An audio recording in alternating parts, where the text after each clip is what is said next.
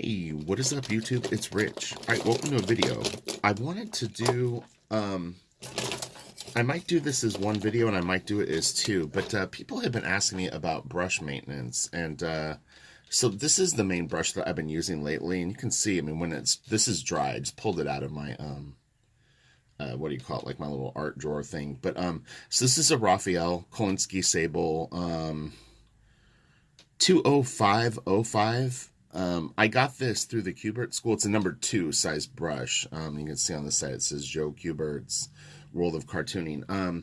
These were ordered through Wildstorm probably about 6 or 7 years ago, and I still had like 5 or 6 left. But honestly, when I originally got them, I was quite disappointed because I had ordered just regular Raphael brushes, and these came, and I was like, what? I didn't order Joe Kubert brushes. I didn't really realize that they were Raphael's. But anyway, the point of this video is going to be on, I've had a lot of questions about this lately. It's kind of funny. So this is just a cup from Starbucks, like a grande, like iced coffee cup. And I put water in it. And generally speaking, my water is pretty dirty. Honestly, this is clean water today. But so whenever I start inking for the day, I'm going to just kind of set this here. The first thing I do is my brush is dry. It's been sitting out. You can put it in the little plastic holder thing at night. But I'm going to show you how to take care of your brush and get probably more mileage out of it. I know when I first started inking, I would go through a brush in a week or two, and they're expensive. I mean, they're about 20 bucks, maybe 25 bucks, depending on the size. And that's not easy to, inking in general to start out with is kind of expensive. Like, I mean, if you're going to buy templates or rulers or ink or Copic multi-liners, whatever you're getting. So the first thing I do is I just dip it in the water. You're going to see what I do. And this is how I clean the brush all day. But there's never a process where I sit down and actually clean the brush, where I go to like another room and use soap or conditioner or you know what I mean? I know people do that. But anyway, so yeah, I get the brush wet. The next thing I do, and I tap it off just to get any excess water out of it. And then what I do is I take my towel and I spin it. So I go like this. I'm literally rotating it in my hand like this. And I just go like that. And what I'm doing is I'm sharpening the point. So now it's got a point. Now I can dip it in ink and start getting strokes out of it. And what I'll do is, so I'll show you this too. I'm going to show you all my stuff. So this is what I keep my ink in during the day. And if you notice, there's already ink in it. This ink has been sitting in this cup for about 3 days. But what I do is each day I refresh it. So I'll either put a little bit more ink in it, like fresh ink right out of the bottle, or a little bit of water. It just kind of depends on the thickness of the ink. So let's check this right now and see where it's at. But I haven't done anything to it. And I inked a lot yesterday. So when I dip my brush into the ink, this will be a pretty good video for you to right about there. It's like I'm looking at the brush in real life and I'm looking through my camera as I'm shooting it. But yeah, fill up the brush to right about there. You don't want a lot of ink to start getting up in here. It will soak up into it anyway. But yeah, you only really need to put the brush into the ink about there.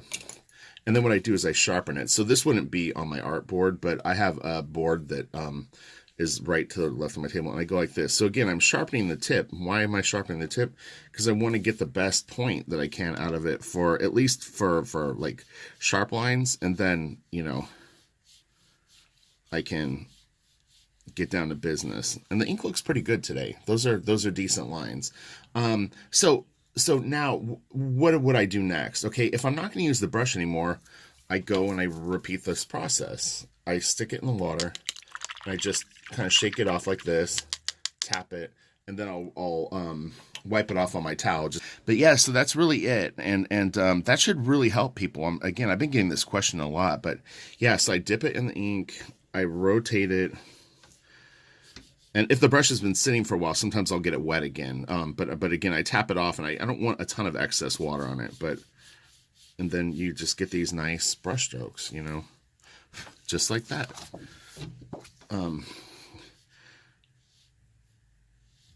And then we'll get into Splatter, because that was another thing that I needed to shoot a video for today. So anyway, but you can see, and a number 2 will get a thickness of about like this.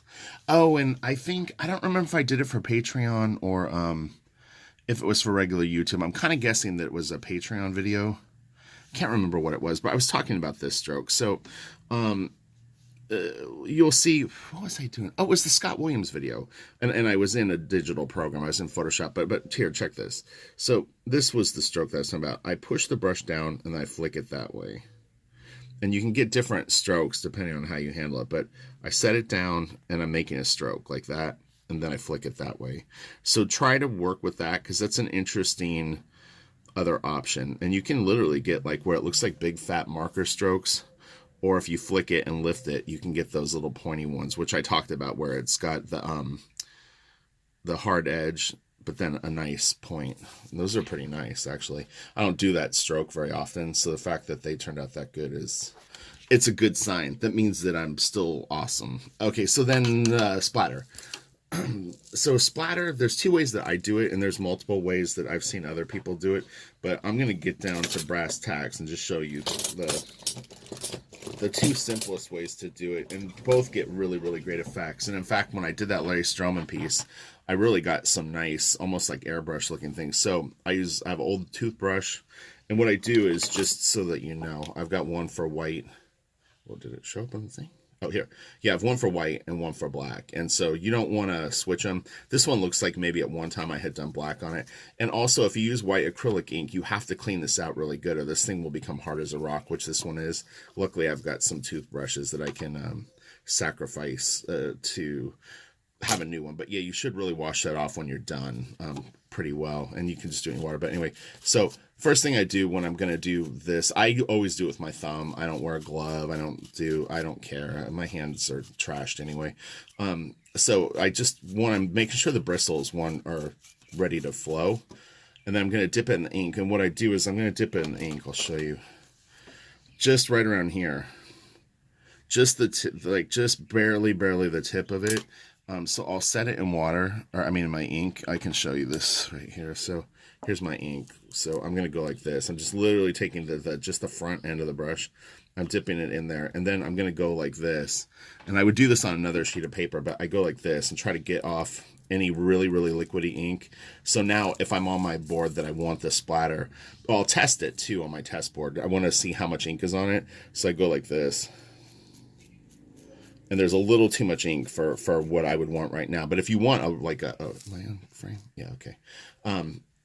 Again, this is just to remove excess ink and see what the flow is going to be like. So once I see an amount of ink coming off the brush in splatter form that I want, I basically got an airbrush tool in my hand, and I can go like this, and I'm gonna start up here very lightly. I'm just putting just a little bit, and then as I get down here, I want to get heavier and heavier. I'm going to try to take it almost to a black edge. And this is very fine splatter, but it gives a really cool effect. I actually did take an airbrush class in college. I don't know if that helps me for this. I think I took it twice. It was like an elective that sounded fun. I wasn't doing art really at the time, but I still always was kind of interested in art and felt like it would be something cool to learn. So anyway, I put more ink on it, and I tapped it off and checked it to see if I had enough ink. But you just keep going in and layering it.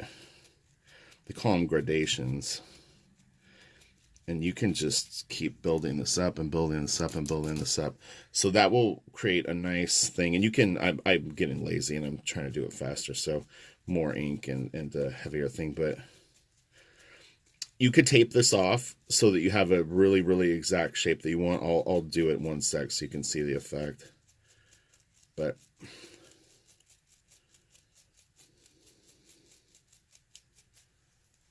look at that. Isn't that cool?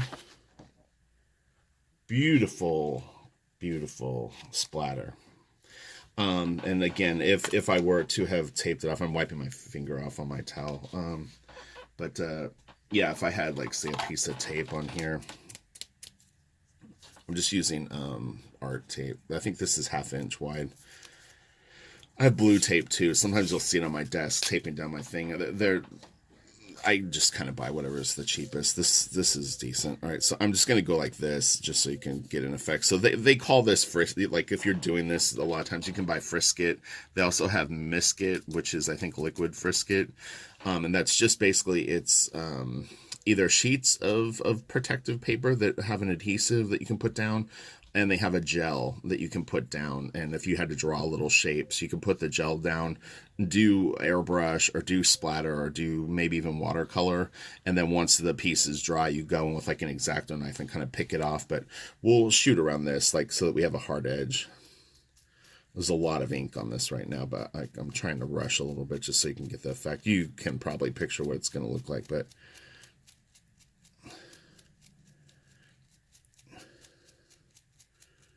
yeah, hopefully everyone's doing well. I've been real busy, so I didn't have a chance to do any YouTube videos this week, but I've been uploading to Patreon every day just about some really, really good art videos and technique stuff and art theory. So if you haven't checked out Patreon, I would actually recommend it. All right, so let me grab my X-Acto knife and I'll pick this off. You should wait till it's dry, but for video's sake. You see that? How cool that looks. Then you got that nice hard edge there, and that ink is still very, very wet. Now, okay, so now say if I was going to do stars with white, I'm going to do it with black, but you'll get the idea. So say if this was a nighttime sky and I needed bigger splatter, what I do is I take this brush. Jim Lee and a few other people, they'll use like a credit card. I think I've got one here, like a, you know, any kind of hard plastic card, like a Barnes and Noble gift card kind of thing. You can put ink on the edge of it and kind of flick it, but I just do this. So I dip my brush in ink. I'll kind of grab this over here. Same deal. I put it in just about maybe like a third of the way in, a little less than half. And then I'm going to, if this was my practice paper, what I'm going to do is I'm going to hit it a few times. I'm just tapping it with my finger. And I'll get a clean sheet of paper so you can see the effect. But let me just do this. So I've got a pretty decent amount of ink on the brush right now. And then this. So this would be me testing it on my scratch paper, but I go, okay. And when I'm hitting the brush, it's a very percussive hit.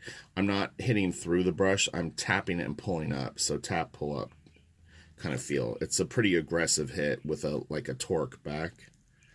But you can see how this creates kind of more of like a star field. And the thing is you can sort of direct it. Like if I want more going this way or curving around, I'm hitting it harder, but still it's a very percussive tap. It's not like a loose sort of like, you know, thing. And it's got a very random feel to it, which is nice. It's what you want. You don't want your stars. And you can see I'm kind of rotating the paper, but yeah, you can do that. And again, the more ink on it, the bigger the dots are going to be. And you can get some kind of sloppy ones if you want to go in and do, you know, like, I'm going to try to direction it. So I'm going to make it hit this way. You know what I mean? Like if I wanted like a blood splatter kind of thing. And then you could probably draw a little bit, you know, like have it like where it looks like someone got like punched in the mouth kind of thing, you know. Use your artistic sort of ability. I sharpened my brush off panel just to get some like finer lines, but okay, so there you go. You've got brush maintenance and a couple of different ways to get splatter, and you can use this technique on a lot of stuff. So it's actually very versatile, and you know, kind of fun and easy thing, and you'll just be very dirty all the time. That's all. People will know you're an artist. So, all right, have a great day. I'll talk to you later. Smash the like. For sure, check out Patreon, and I will talk to you all later. Bye.